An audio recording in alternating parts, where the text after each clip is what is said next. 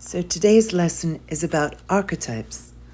Archetypes were written about both by the Swiss psychologist Carl Jung, who lived from 1875 to 1961, and Joseph Campbell, who wrote a book called The Hero with 1,000 Faces, which we'll read from later. But for today, what we want to know about archetypes is that they are constantly repeating characters or energies which occur in the dreams of all people and the myths of all cultures. Jung suggested that these archetypes reflect different aspects of the human mind, that our personalities divide them into these characters to play out the drama of our lives. He noticed a strong correspondence between his patients' dream figures and the common archetypes of mythology. He suggested that both were coming from a deeper source in the collective unconscious of humankind. The repeating characters of world myths, such as the young hero, the wise old man or woman, the shapeshifter, and the shadowy antagonist or troublemaker, are the same as the figures who appear repeatedly in our dreams and our fantasies. That's why myths and most stories constructed on the mythological model have the ring of truth. Such stories are accurate models of the workings of the human mind, true maps of the psyche. They are psychologically valid and emotionally realistic, even when they portray fantastic, impossible, or unreal events. This accounts for the universal power of such stories.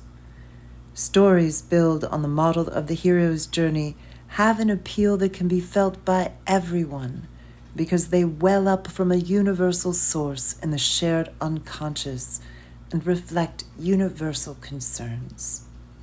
They deal with the childlike universal questions. Who am I? Where did I come from? Where will I go when I die? What is good and what is evil? What must I do about it? What will tomorrow be like? Where did yesterday go? Is there anybody else out there? The ideas embedded in mythology and identified by Campbell in The Hero with 1,000 Faces can be applied to understanding almost any human problem. They are a great key to life, as well as a major instrument for dealing more effectively with a big audience. If you want to understand the ideas behind the hero's journey, there's no substitute for actually reading Joseph Campbell's book, The Hero with 1,000 Faces. It's an experience that has a way of changing people. It's also a good idea to read a lot of myths, but reading Campbell's work amounts to the same thing, since Campbell is a master storyteller who delights in illustrating his points with examples from rich storehouses of mythology. Campbell gives an outline of the hero's journey in Chapter 4, The Keys, of The Hero with 1,000 Faces. I've taken the liberty of amending the outline slightly, trying to reflect some of the common themes in movies with illustrations drawn from contemporary films and a few classics. You can compare the two outlines in terminology by examining Table 1. I'm retelling the hero myth in my own way, and you should feel free to do the same.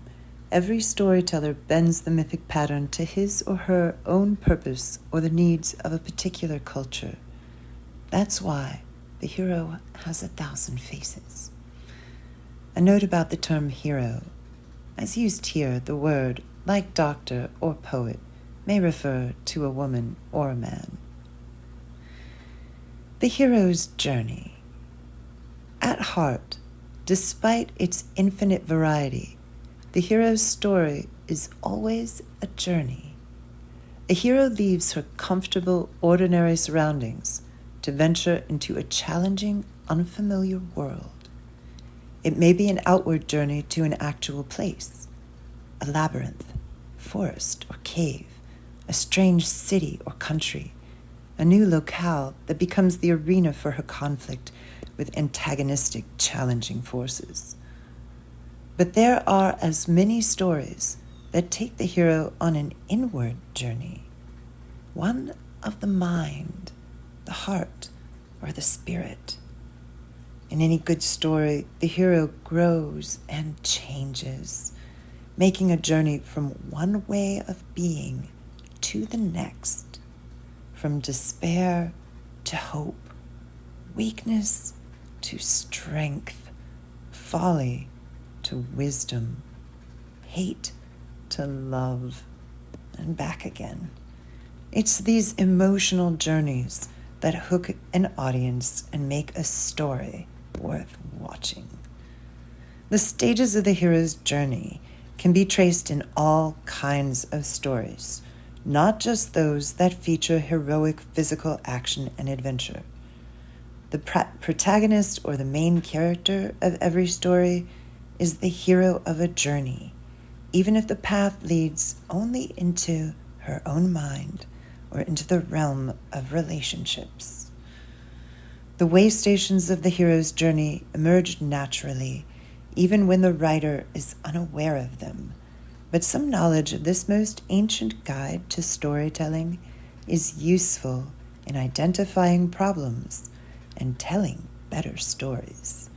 Consider these 12 stages as a map of the hero's journey, one of the many ways to get from here to there, but one of the most flexible, desirable, and dependable.